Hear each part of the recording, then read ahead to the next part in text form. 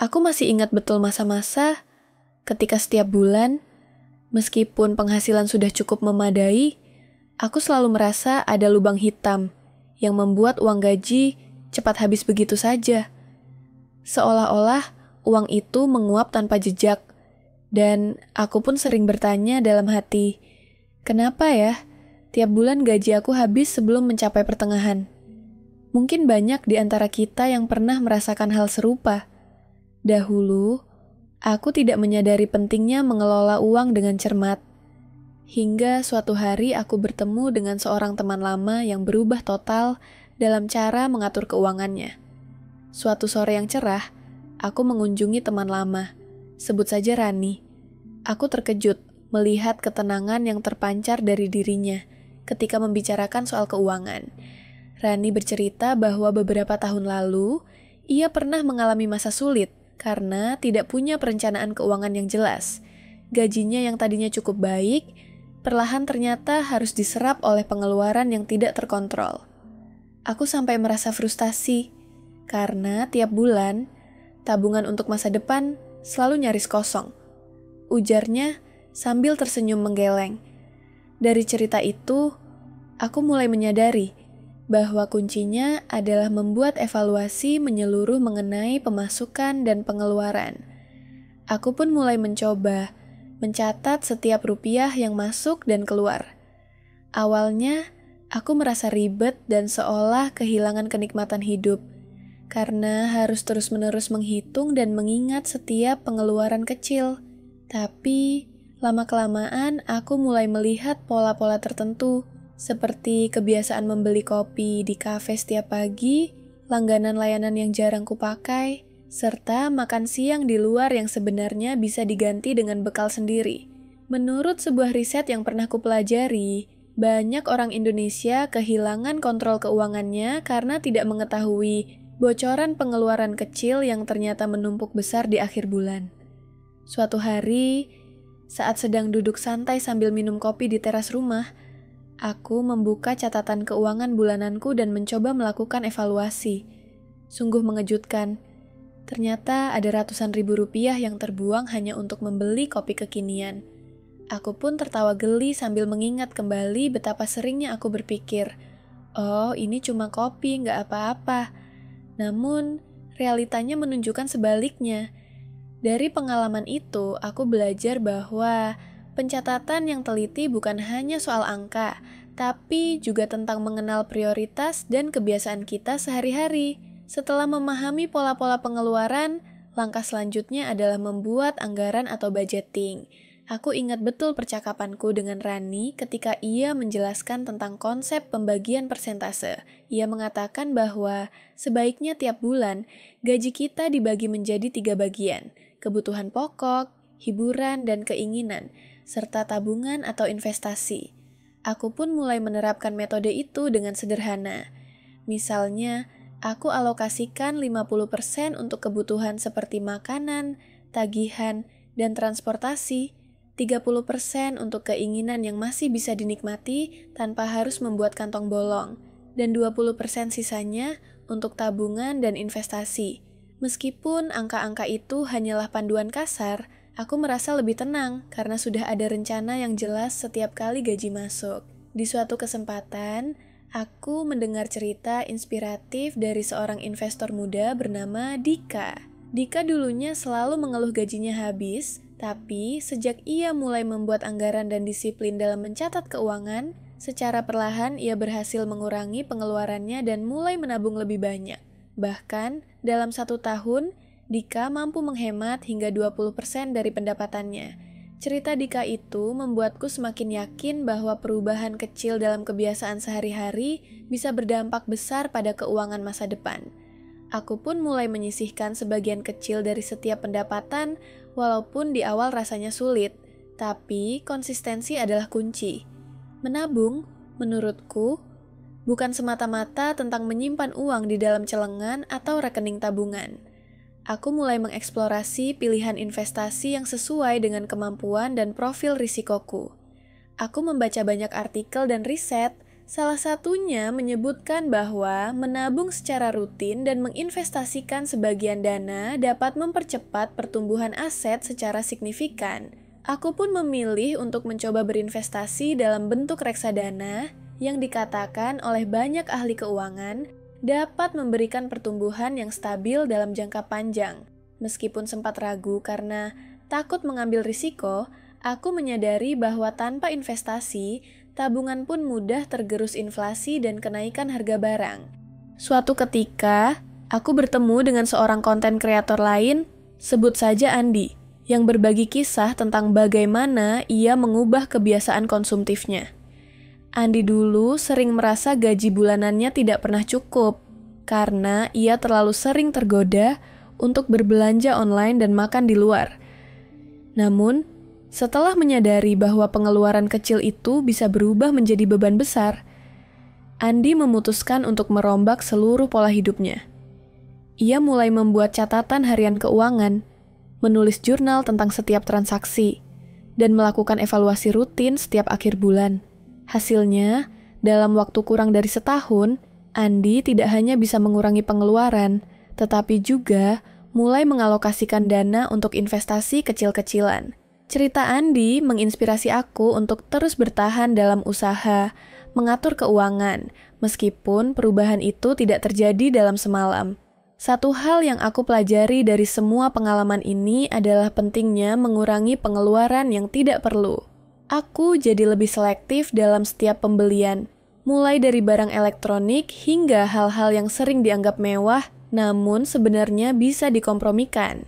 Aku ingat waktu itu ketika tergoda untuk membeli gadget terbaru hanya karena ada diskon besar. Setelah berpikir panjang, aku sadar bahwa meskipun diskon itu menggoda, gadget tersebut bukanlah kebutuhan mendesak. Jadi, aku menolak tawaran itu dan alih-alih uang tersebut kupergunakan untuk menambah tabungan. Selain itu, aku pun mulai melihat sisi positif dari pengelolaan keuangan yang disiplin. Ada masa-masa ketika aku menemukan diri sedang menghadapi tantangan-tantangan tak terduga, seperti kenaikan harga pangan dan biaya listrik yang melonjak. Di masa-masa seperti itulah, dana darurat yang selama ini kupersiapkan menjadi penyelamat. Aku memastikan selalu ada cadangan minimal untuk 3 hingga 6 bulan pengeluaran. Sehingga setiap kali ada kejadian mendadak, aku tidak langsung panik atau berhutang. Menurut peneliti dari berbagai lembaga keuangan, dana darurat memang sangat krusial sebagai penangkal risiko. Dan aku sendiri merasakan manfaat besar dari kebijakan tersebut. Dalam perjalanan mengatur keuangan, ada momen-momen di mana aku harus menilai ulang kebiasaan-kebiasaan lamaku. Misalnya, dulu aku sering menghabiskan waktu di kafe untuk sekadar menikmati suasana. Padahal, uang yang dikeluarkan ternyata bisa jauh lebih bermanfaat jika dialokasikan untuk investasi atau kebutuhan lain yang lebih penting. Kini, aku lebih memilih untuk menghabiskan waktu berkualitas dengan keluarga di rumah sambil menyantap menu sederhana. Pengalaman itu mengajarkan aku bahwa kebahagiaan tidak selalu harus datang dari pembelian barang-barang baru, melainkan dari cara kita menghargai setiap momen dalam kehidupan. Saking fokusnya aku berusaha mengelola keuangan, aku pun mulai merasakan perbedaan besar dalam kualitas hidup. Aku tidak lagi merasa cemas setiap kali melihat saldo rekening, karena sekarang aku tahu persis kemana saja uangku pergi.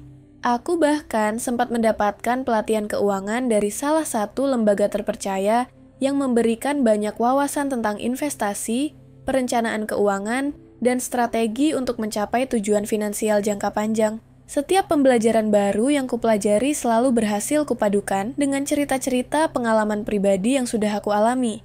Perpaduan antara teori dan praktik itulah yang membuat aku semakin yakin bahwa siapapun, asalkan konsisten, bisa mengubah nasib keuangannya.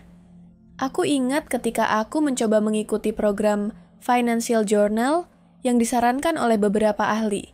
Dalam jurnal tersebut, aku menuliskan setiap keputusan keuangan, dari mana uang itu digunakan, dan apa saja pelajaran yang kudapatkan. Setiap kali membaca kembali jurnal itu, aku selalu menemukan kesalahan kecil yang kemudian bisa aku perbaiki.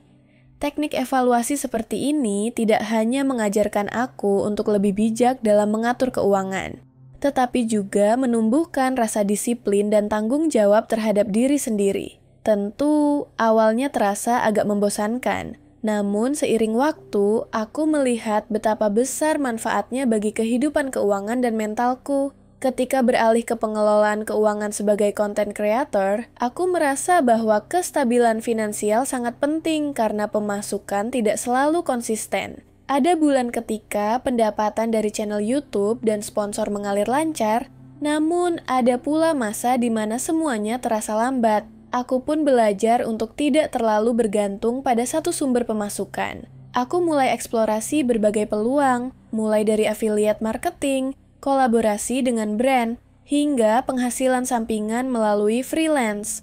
Menurut data yang pernah kupelajari, semakin banyak sumber pendapatan yang kita miliki, semakin stabil pula kondisi keuangan kita. Hal ini sangat relevan, terutama dalam industri kreatif seperti kita, yang penuh dengan dinamika dan ketidakpastian.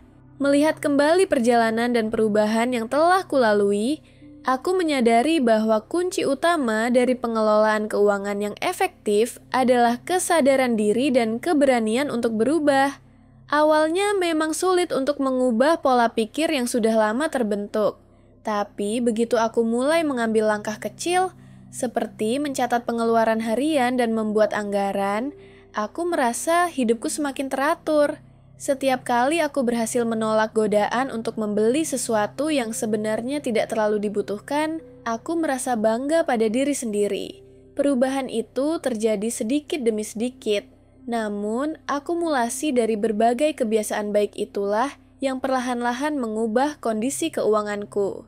Sebelum mengakhiri cerita ini, aku ingin berbagi beberapa poin penting yang aku pelajari selama perjalanan mengelola keuangan. Pertama, selalu mulai dengan mencatat setiap pemasukan dan pengeluaran. Dengan begitu, kamu bisa melihat gambaran nyata tentang kemana saja uang itu mengalir. Kedua, buatlah anggaran sesuai dengan prioritas hidupmu.